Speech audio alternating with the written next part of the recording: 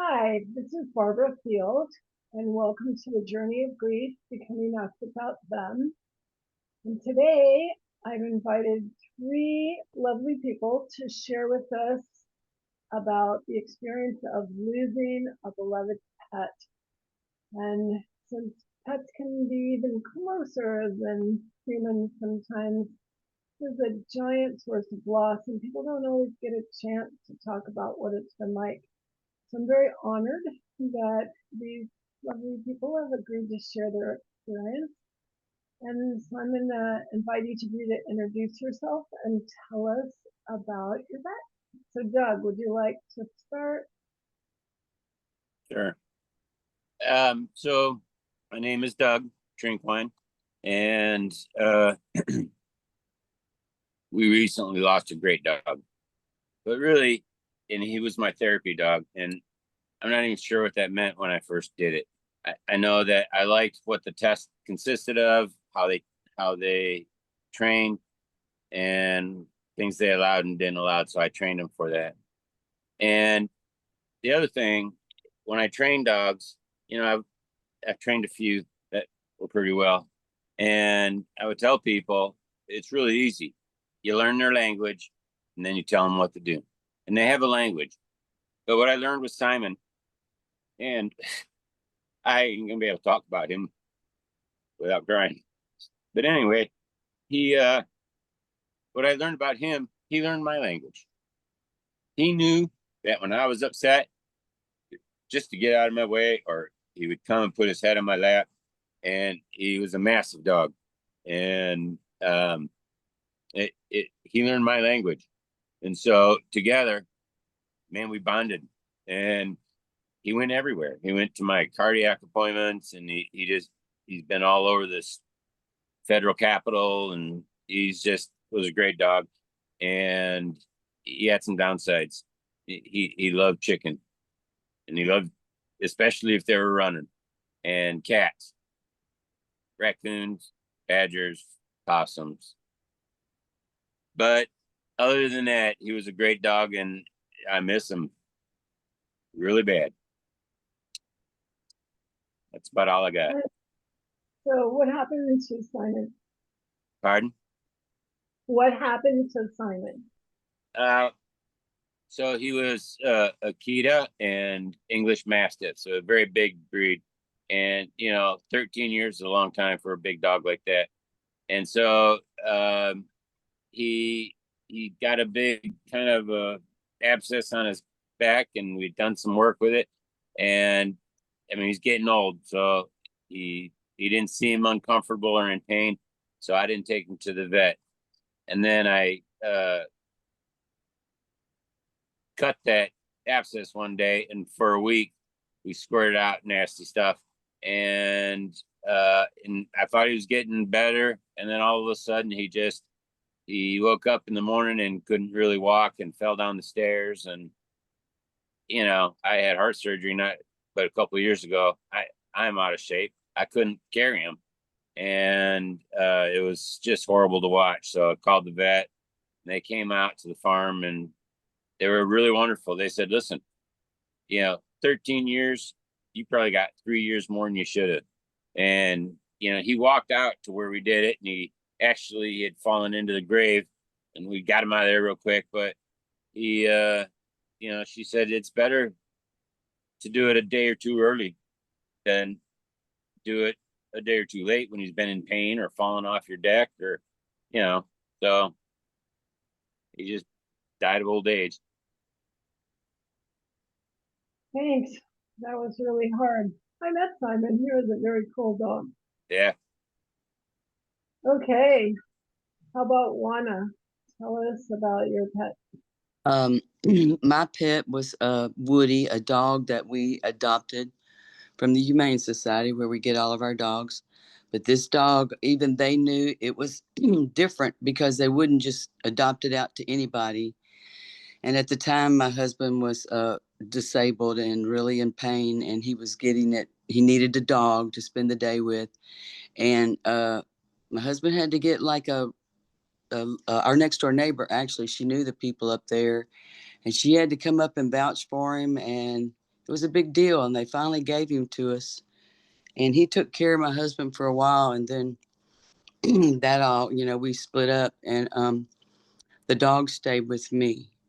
And then he was always a real in tune to people who were upset, and people would come over, and he would go to them like that. And he was part hound, and he had a little Roddy in him, and he would just press up against them, and they would rub him or whatever they needed to do, or pet him. But if somebody was sad or upset, he would just go to them and push all over him until they paid attention to him and started petting him. And of course that made him feel better. So he was just a neat little dog. And he was 17, and he got dementia at the end. And I was it was a long time of trying to decide, like praying for when to know when to let him go. And that was a big thing. I'd forgotten about that until I think Judy said something about it. Is that her name? Yeah. And so I had gone to the vet because I was getting all this medicine for his dementia and his nerves and all this. I mean, all kind of nutrients. And a lady I watched her walk in with a very large dog she was carrying, and she laid him on the floor. And as I was standing there waiting for my stuff, she was telling me, she was bringing him in to put him down, and all he could do was lift his head. And he looked up at her and she goes, he's eating and he's alert, but he couldn't move, he couldn't potty or anything. And I'm like, okay, that's a message to me right there. And I don't want to do that. So before it got to that place, especially when his dementia got really, really bad, because he was a nervous wreck and he had to stay with me all the time. I mean, I couldn't go out of town or anything because I was caring for this dog, just like. And the thing is, I'd help my daddy take care of my mom with dementia, and then I took care of my dad, and and my mentally ill son. And so I thought, okay, it's good, we're all good. And then I took care of the dog with dementia for several years there toward the end. But it was hard. And I just came to the point where, like, he was having trouble walking, he couldn't control his bowels, and I didn't want him to get where he was laying down defecating on him. I didn't want to do that to him. So I took him in, but he did not like it. He was stressed. He was nervous anyway, but that was the least comfortable euthanasia, euthanizing that I've experienced with my pets, because I've taken several pets in their old age, and this one was the worst, and I felt kind of bad. But this was a doctor that I just used for this dog, because my other doctor had retired. So that was the only regret I had about putting him down, is he was too stressed out. He went while he was real stressed. So I feel bad about that, but he was a good dog and everybody loved him. And he even smiled at the repairmen when they came back over, and he remembered everybody, and they thought he was growling. I said, he's not growling at you. He's grinning, because he had this big old grin and his teeth showed. He scared people. But yeah, he was a cool dog. Anyway, I do miss him a lot. And yeah, that's all. Thank you. So Judy, can you turn your camera down just a tiny bit so we can, there you go. Perfect. My name's Judy, and my dog's name was Nikki, and she was 15 when I had to have her put down. I've had a lot of dogs, a lot of different breeds, and I loved them all. But there was some kind of connection with Nikki that I've always said, if you have a soulmate with a dog, she was mine. She was, I don't know if I said this, 15 pounds. so she wasn't a big dog. And when I took her in, well, she had been sick off and on for about a year. She had allergies to everything. She only kind of dog food she could eat was prescription kangaroo meat, which I didn't even know they had, but they do. Wow. And so she started just getting very, yeah, I mean, she was older, but she just started getting very lethargic and not at all playful. And she had been. And so, I started taking her to the vet, and she was getting worse. And then she stopped eating. And they said, you need to force feed her right now. And I said, I tried, and I said, I can't do it. So I took her in to the vets, and they did it. And then she started coming around again.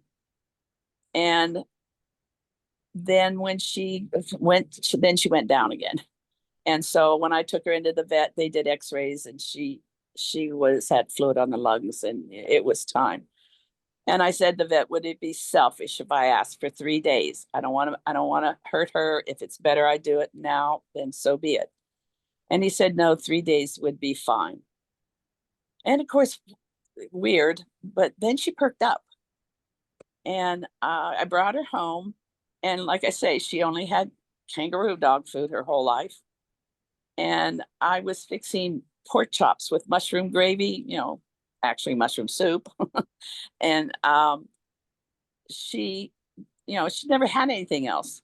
So all of a sudden she sat up on the couch and she started sniffing the air. And up to this point, she wouldn't eat anything at all. They force fed her. So I looked at her and I said, you want pork chops and gravy? You got pork chops and gravy. So I cut it up in real small pieces, put some gravy on top of it. She scarfed it down. So I then went to the store and bought 2 more nights of pork chops and gravy. And it was, she ate it every night.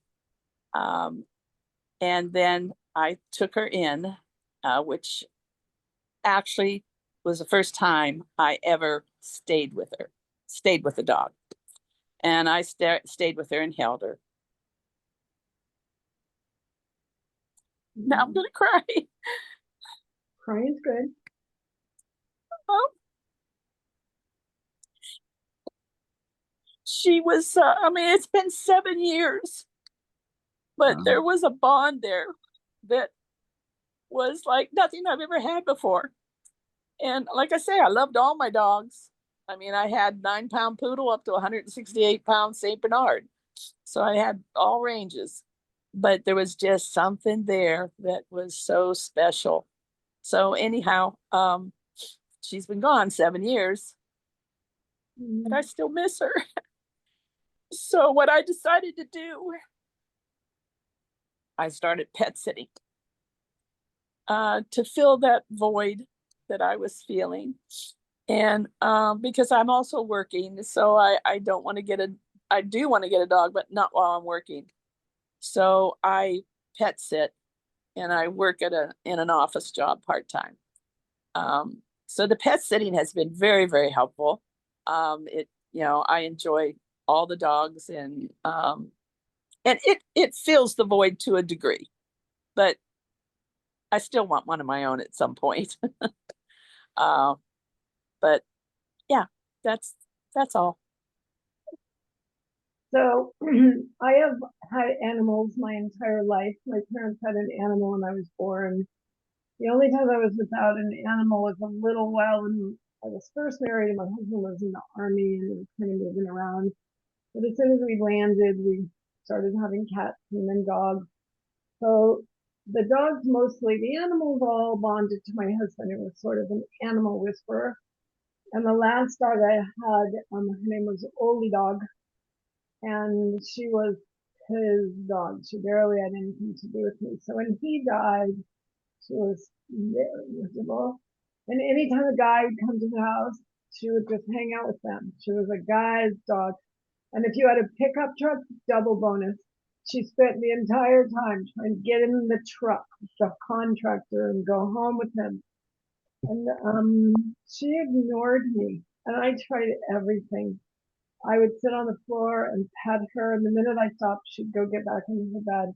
They said, "Oh, give her treats, she'll bond to you." So when I got home, I would go to the treat closet and give her a treat. She would take the treat, go back to her bed. And it got to where she didn't even greet me at the door. She just waited at the treat closet. So it was the very weirdest feeling to be utterly ignored by a living creature. But I would take her for walks a couple times a day, and I would take her with me to my brother's in Reno, or she would promptly forget that I existed, but not before puking in the car all the way up and down. And so when it was time for her to be put down, I was more worried about my granddaughter because she would spend time with my granddaughter. And so she was around 5. And so I told her that there was time. Oldie dog was sick and she was very lonely, and it was time for her to go and hang out with Pa. And so we made a big formal deal of it. A friend and her daughter came over, and the girls wrote a goodbye card to Oli. No, they were writing a letter to Pa because she said, "Oh, well, if Oli's going to go hang out with Pa, can she take him a letter?" So she wrote him a letter telling him how much she missed him and that she was glad that Oli Dog was coming to hang out with him. And then a couple days before, she said, "You know how we make cookies and take them to the neighbors? Well, Pa never got to have my cookies. Can we make cookies and send cookies to Pa?" Sure, why not? So we put on her dog blanket or her little jacket, and then we pinned the card to the jacket, and we pinned the bag of cookies to the jacket. And as she was leaving, she noticed a helium balloon and said, "Oh, Pa needs his balloon too." So we tied the balloon. So when she left, here's my dog decked out with her little jacket and her cookies and her card and her helium balloon. And Skylar went off just happy as could be that she was sending Oli Dog to hang out with Pa. That's And cute. when I took her in, she literally never looked at me, never acknowledged me. I stayed with her. She ignored me. That was just the weirdest experience to be.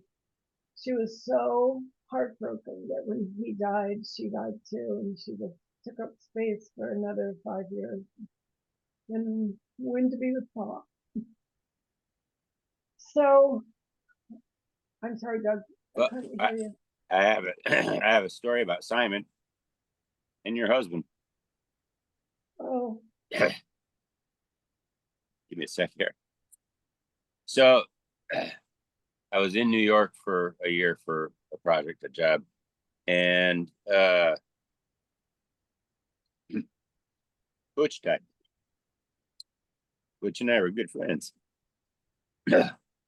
So anyway, Tony and I decided to take Simon, go out for a walk. It was there was still some snow on the ground, and but it was a place that we walked quite a bit. It was kind of a park, and or it might have been some private land even. I don't know, but we made a little fire, just talking about Butch.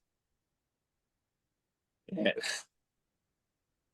I looked over, and Simon is in that play mode, and Butch with his own dogs would he had big long arms, big legs, and get in a soccer mode with them, and he would do that. Simon reacted the same exact way. He was just looking at nothing and just playing. And I've never seen him do that before. I've only seen Butch do that. And my personal belief is that, dogs can see what we can't see. But we both enjoyed that. cool. That's a cool story. Okay, I asked each one of you to give me one topic that you wanted us all to kind of talk about. And so let's start with Judy. So Judy's topic was making the decision to let your pet go. And some people, like Juana said, wait until the very last possible moment. People that are more like me, more cold-hearted, like there's no reason for her to suffer. She's been suffering since Butch died. She went from a flat tummy 1 month to having golf ball type tumors in every single one of her breasts in 1 month. So that was going really bad, really fast.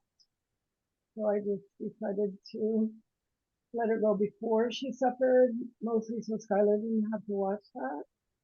But how about you guys? Talk about, let's start with Judy and that decision to let your pet go.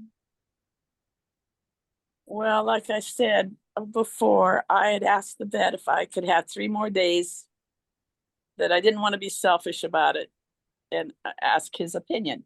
And he said, that would be okay. And I'm so glad I made that decision, but I wouldn't have made that decision on my own. I needed to ask, to talk to the vet, because I didn't want her to suffer, needlessly. And so anyhow, those were 3 wonderful days. I just, gave her all my attention. Not that she didn't have it before, but it was really, it was a special, I really believe it was a special time for her, and it definitely was a special time for me.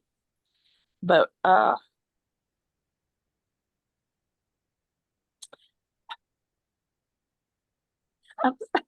sorry. It's all right. Crying is good.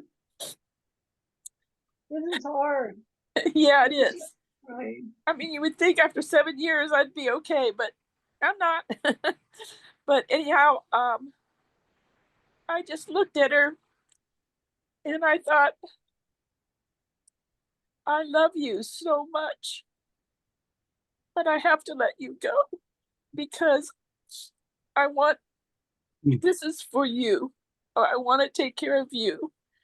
So that's what I've always shared with anybody since then. You just love them enough to let them go, so that they don't suffer any more than they have up to whatever point that it has been with them. And I've never felt bad about that decision. I've never felt guilty about that decision, because it was clearly, for me, the right decision at that time. And so I don't need to carry any guilt about it, or shame, or whatever label you want to put on it. It was a beautiful time. If you can have any extra time, like I requested for that, and the vet said if she were mine, I would do the same thing. So maybe that also helped me not feel any guilt. Sounds great. But yeah, I just, the main thing for me was I just loved her enough that I didn't want her to suffer. So I had to allow myself to have my grief, and still having it. Because it's so hard. She was just your life. You were together day in and day out. She was like appendage from your body. Yes. And at the time, I was going through a divorce, so she was a great comfort to me at that, Anyway. Yeah, absolutely. Okay, Juana, how about you? That decision. Hey, excuse me, jumping up here and trying to get over here and knock my phone over, so that's why I'm getting distracted. So excuse me for that. But yes, I do have 2 cats that keep me company now. But I forgot what my topic was. Well, let's just talk about Judy's first. So that hard decision to let him go, and kind of the process, the emotional process of that. That was important, because it took me a long time, since his decline was so long. I agonized over it for a long time, but he also had arthritis real bad, and so he was having trouble walking. He was starting to stumble, and the vet, I took him to the vet, and he observed him, and we discussed it, and he was 17, so and he was a 55-pound dog, so the vet was pretty shocked. So he was like, "Yeah, he's probably time." So, but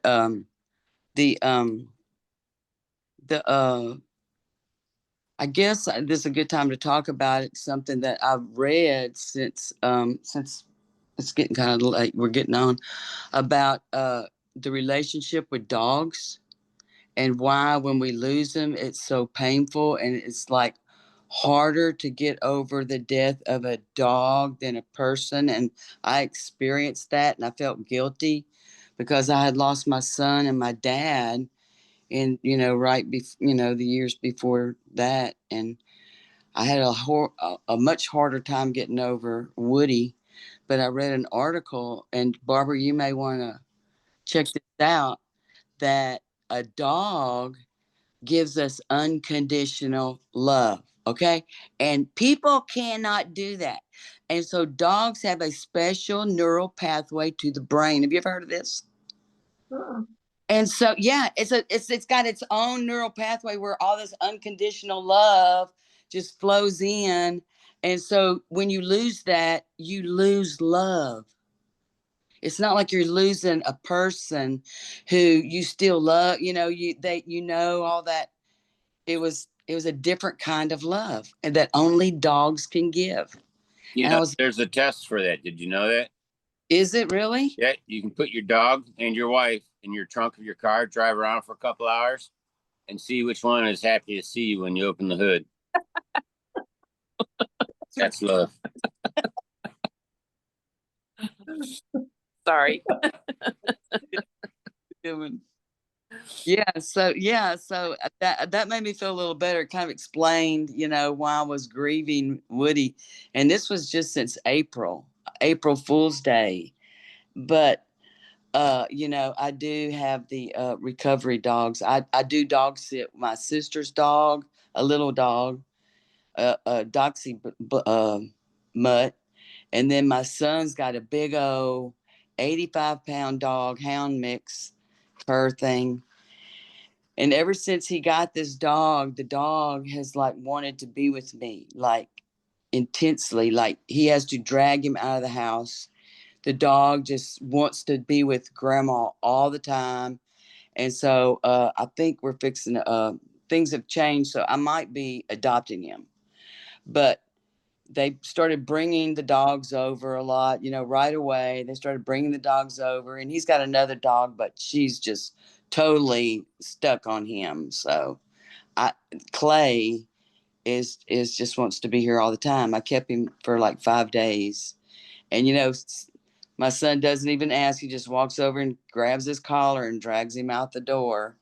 But yeah, he looks at me, he speaks to me, he belongs with me. So, and I can give him these real big, heavy bear hugs. And, he's up, I bend over and he's up on my shoulder. And so that's kind of nice having a big bear hug for a dog. And it's very healing. So they Sure. dogs over a lot and let me hang out with them. So, Doug, let's talk about that decision to let him go. Uh, well, I knew the day I got him, that day was going to come. And I've had gobs of dogs. I've only had 2 companion dogs that I believe knew me as well as I knew them. And one was Kenton. You might remember him, Barb. And so I wasn't worried about him. It was me I was worried about. I'm worried about me not having him when I'm worried about him. So, some dogs are just like you guys said, they're just special. I think, I believe a lot in a pack method, and I'm always the alpha, and it's just the way it's got to be when you got giant dogs.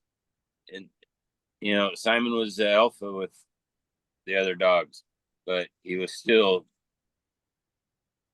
not to me. And it was just a great moment. And we made his death a great moment, and his whole life was a great moment. Sad, but it was great. So let's transition to your topic. Juana kind of got us started on that. You wanted us to talk about the therapeutic relationship with pets. Yeah, too. Yeah, I mean, I think they're I go against science. I don't believe that they're just were one dog and or wolves and they were domesticated. I believe God, the creator, made canines and he made dogs separate for us. And if you can't spend very much time with a dog to realize they know shit. Yeah, They know stuff about you. yeah. And um, so my next dog, this is actually the third dog I had because I got another therapy dog and he's too much into his breed to do anything else. So I have another dog that's half Rottweiler and half Great Pyrenees, and he's going to be the alpha of the pack of the dogs. And so there's going to be with my Anatolian Shepherd, there's going to be some things to carry on. And it's interesting to watch how all that goes because I know what these dogs mean to me. And when I can walk through Philadelphia, like I wrote, I didn't even have them on a leash. And it's because they want to be with me. And, somebody comes up and they're kind of loud, but any of my dogs will stand in front of me. And so for me, with PTSD and some other issues, I just found that the dogs are really a great help to keep me sane. Cool.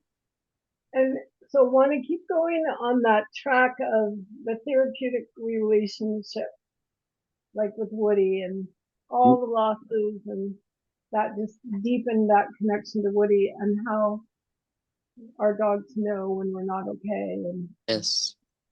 Yeah, he was real in tune to people, and there at the end, I just felt so responsible for him because he was still in there, but he was just all this cloud around him, and I guess and after everybody in the house died, it was just me and him left, and so I think at that point I really leaned on him a lot, emotionally to get through all that. And I mean, I knew his time was coming. And I mean, I dreaded it for a long time because he was so old, we just kept thinking, well, he should be, he should be gone by now, but he lived a long time. But yeah, I think it's just that, I think it's just that unconditional love and, you know, I've known Clay since he was a puppy, so that having him around has brought a lot of comfort. Just knowing how much he loved me and cared about me and wanted to be with me and he really wants love all the time. So you had to give him affection and like I said, you can't watch these kids smile without and stay sad, and you can't be hugging on a dog and feel bad. So my sister and my son really just kind of made sure that happened. So, that was great knowing that you needed dog therapy. yeah, that's what they called it. You need some dog therapy. We're coming over. Okay. Yeah. So how about you, Judy? How about the therapeutic part of your relationship with all your pets over your life? Well, excuse me. When I had my Saint Bernard, which is a large dog, I also had a 9-pound poodle, obviously a toy. And I had the poodle first, and Tammy was she's 5 when I wanted to get this Saint Bernard. So I went to the vet, and I said, obviously, one bite and she's history. He said, don't worry about it. She will rule the house. And you know what? The only thing she had no say over was his food. Mhm. He would be eating his dinner and she would start walking towards him and he'd just roll his head, lift up his lip and show that one canine tooth. And that's all it took. And she'd just turn around and walk away. So it was fun having the two of them because he was raised with her because he was a puppy when I got him. And he loved little dogs because that's all he knew. And so we were at the park one day and this lady, I had a Suburban and the back seat was out of it. So he had the whole back end and I had the windows open. He saw this woman she was walking her little dog and it was a small dog. He jumped out the side window, which I didn't see happen. I just turned around to talk to him and he's gone. And I thought, oh my God, where'd he go? And I looked and I saw him just running as hard as he could at this woman. This woman throws her body on top of her little dog. And I'm out of the truck running to say, he won't hurt it. I promise he won't hurt it. So it's been fun because every single dog has their own special way about them, their own little personalities. And my last dog, Nikki, she was not a watchdog and she wasn't a protective dog. She wouldn't even walk down the hallway at night when it was time to go to bed unless I went first. We'd both stand at the entryway and I'd say, go ahead, you can go. I'll even turn the light on. I'd turn the light on. No way. The minute I stepped down off the entryway, then she would follow. You know, she'd be behind me. She wouldn't be in front of me. So I just, I think they all have just wonderful things and it made me very happy. I just, just like with the pork chops and the gravy, it was just, I felt so good that it just made me happy to be able to provide that for her, even though I knew what was going to happen in 3 days. So they bring a lot of joy. Yes. So Oli Dog was a great therapy dog. While she ignored me, right after Woodside, I felt guilty leaving her home alone all the time because we kind of worked different hours, so she wasn't home alone for long periods. So I started taking her to work with me, trying to get her not to puke on the way. And when we would get there, she was very fearful. So she was afraid of everything.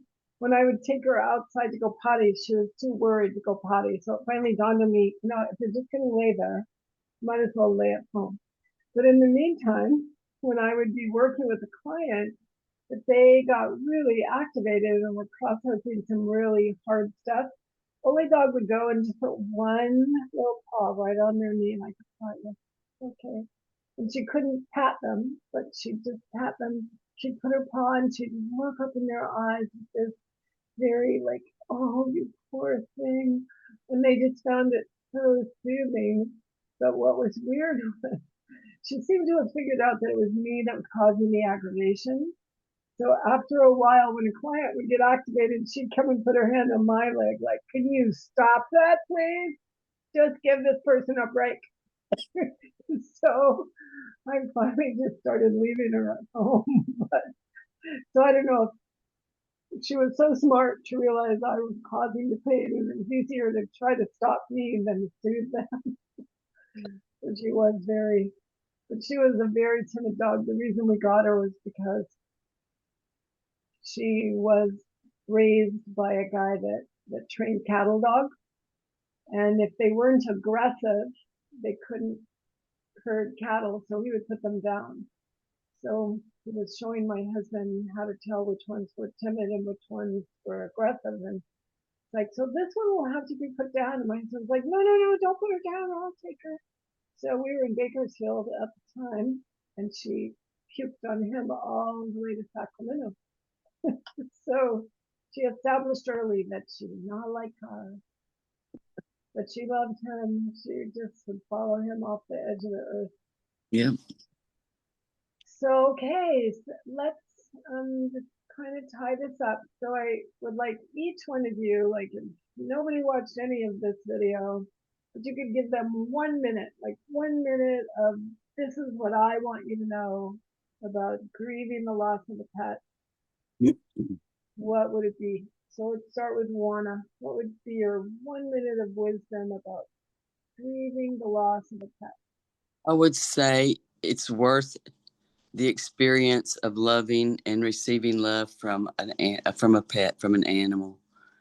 It's just part of life, you know. They're going to heaven. You're going to see them again. You know, you have to just, you know, start trying to, you know, think of the bigger picture. And but yeah, it's it's painful to lose them, but we know they're not here for long, and it's worth it. Uh-oh. So how about you, Doug? This whole year I've been really working on gratitude, and so when this happened a couple months ago to Simon, I was grateful. I was grateful I had 13 years, and you know, I hope I get 13 more out of the next dog. Cool. Okay, Judy, what is your 1 minute of wisdom about grieving the loss of a pet? To allow yourself that it's okay. Because I've had some people critical about 7 years. You still cry about this dog. I think, well, yeah, I am. You know, she was very special to me. So just allow yourself to grieve, and however long that takes, it takes. Yep. You know, Absolutely. it in human relationships and dog relationships, it's about experiences with each other. And you know, if you just work your two jobs and you never see each other, you ain't gonna have much of a relationship.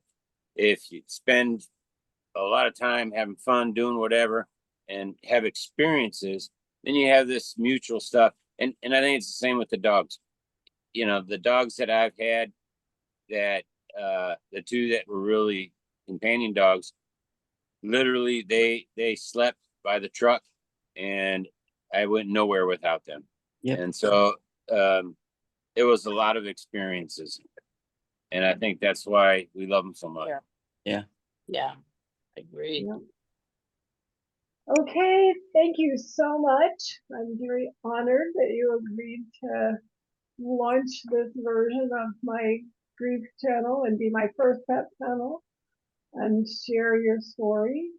Really both lovely to hear all the stories and sad to think about that loveliness being taken away from us.